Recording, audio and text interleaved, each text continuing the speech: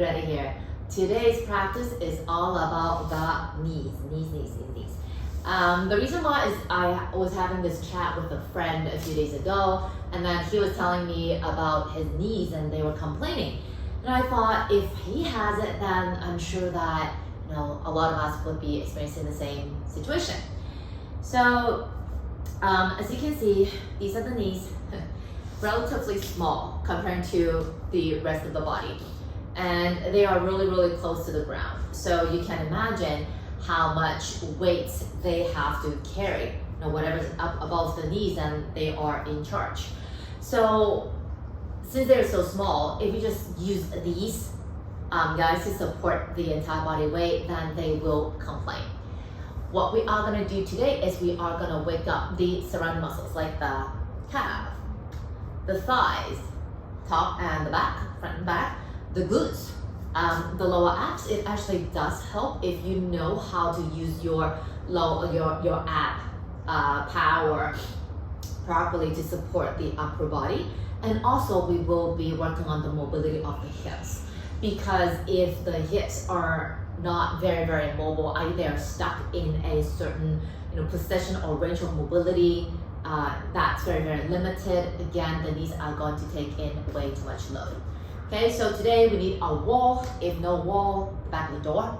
All right, so let's get started. The first shape we will be doing chair pose with the wall. So you want to have the back resting on the wall, and then just walk your feet away from it to a point where you can feel you are kind of sitting on an imaginary chair. So you want to feel the abs engaging, the thighs really working, and also your glutes, the muscles in the buttocks, and just stay here, making sure that there's absolutely no pressure in the knees whatsoever. So you might actually need to move the feet a little bit further out and away. So do have a little check, okay? And then once you are in the shape, you can really fire up these guys, thighs, glutes, and just stay here. And don't forget to breathe, all right? So anywhere about 10 to 15 breaths would be ideal or would be good, okay? And then from time to time, just check, hey, is this really engaging or still engaging, or is it gone? And I'm dumping the weight into the knees, okay? And it's not about how low you can go to the floor. It's not actually that. Actually, the more parallel the thighs are to the floor, the more power that they will get. But then this is just for reference point. It's not a goal that you need to get into, okay? And of course they are burning right now, the legs. And let's just stay here for 3, for 2, 1, and then let's get out of here and just shake it out. Then we will be working on a high lunge. So I'll be doing just one side. Make sure you do both sides. Here we go. One leg forward, one leg back. So you decide how wide the stance needs to be, but then you need to feel solid when you are in this shape. Having your knee facing the front, tracking to the toes rather, and feeling the front toe, the front big toe is heavy. Okay, hands anywhere that you feel comfortable. And then see if you can start to feel the back of the front thigh, again, engaging. So even though your feet are so far away from one another, energetically you want to feel they're coming in together, engaging the muscles in the buttocks, and feeling the top thigh of the back leg. Want to press up to the ceiling, okay, and just breathe. Of course, if you can feel the ab engaging a bit, that will be great, but then again, don't worry too much about it, okay? Don't forget to breathe, that's a lot more important. Feet are hugging in, coming into the center, and making sure again the front knee doesn't feel anything at all. Strong, powerful back leg. Stay here for another 5, 4, 3, 2, 1, and then let's come out of it and shake it up if you need to. I lied, I'm gonna do the other side as well, just to make things even. So, right leg forward, left leg back, taking your time. Okay, you're feeling is the lower body stable? Are my legs working for me? Now other muscles working. Okay. Again, coming into the midline. The back leg is the power leg. Okay. And breathe. If you choose to have the hands on your thighs, which is really, really great, but try not to lean into it, rather pressing the thigh away. So again, you become a bit more active. Imagine there is an invisible block between your thighs. It's a very odd shape. You want to hug into the center instead of letting the front leg kind of flop out to the side. And stay here for another 3, another 2, another 1. All right, and then let's work it and come out of it, shake it out. Now we will be working on the hip mobility. We will be standing, so if you like, you can have one hand on the wall for support, okay? And we'll be doing the right leg first, so draw the right leg up, okay? And you want to draw circles. The right hand could be anywhere that you feel comfortable. And taking your time, breathing along the way, and just see how things are, how's the hip? And it will be good to start hugging the abs a little bit.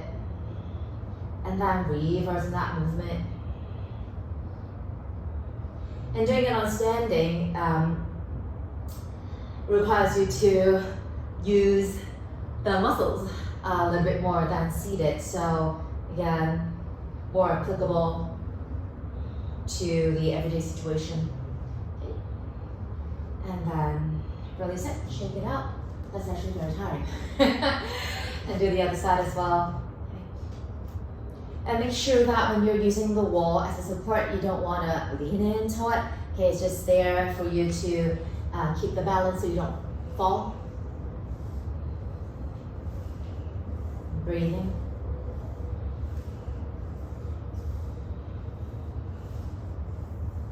And then reversing it. And just see which direction feels more natural to you. Yeah, it's just observation. Okay. 3, 2, and 1. Alright. And then release it and shake it up. Now we are going to work on a one-leg balancing pose called one-leg mountain. So it's very similar to what we just did. But now try not to lean in, try not to use the wall. If you do need to use the wall, again, it's just for there for mental support. Don't lean into it, all right? So you want to ground down with the left leg to begin with, and then let's draw the right leg up. So you want to feel again, thigh working. You are using the hip flexor muscles, and try to again feel these guys hugging in, and just stay. Toes want to be active. I generally flex because I get a cramp if I point. Just stay here. Check the pelvis, is it leveled? Okay, try not to sway the pelvis to one side, that you are using the lazy way to do it. We want to be active, we want to work hard because we want to keep our knees happy. Okay, so yeah, the abs. And then come out of it, shake it out. And then let's do the other side. So ground down with the right foot and then draw the left leg up. Of course, if you want, you can do ankle rotations as well. Why not, right? Okay. Trust the standing leg a lot. If you can engage your glutes, please do that as well. Actually, it's very good. It's good to start engaging the muscles that you don't usually engage. So when you are actually doing your everyday life, like walking, hiking, running, then it's much easier to connect with these muscles and ask them to work. Okay, 3, 2, and 1. All right, break it, shake it up. And that's it for my sharing for today. Of course, there are a lot of other great shapes and movements to help to build the strength in the lower body. But those are the ones that I feel is the most accessible and most direct, nothing too complicated. Okay, so give it a try, let me know how it goes, and don't feel obligated that you have to do every single one of them. You can pick. I mean, if they work, then great. If not, then maybe just pick 1 or 2 that you can really connect with or you think are most beneficial to your body, and just stick with them. Don't forget to breathe, and it is perfectly fine to feel sore in the butt, in the thighs, and in the abs, okay? you do want to wake up these muscles to help make the knees happy. Alright, so I'll see you again soon. Comment, like, and share, and don't forget to subscribe to my channel if you have not already done so. Take it easy.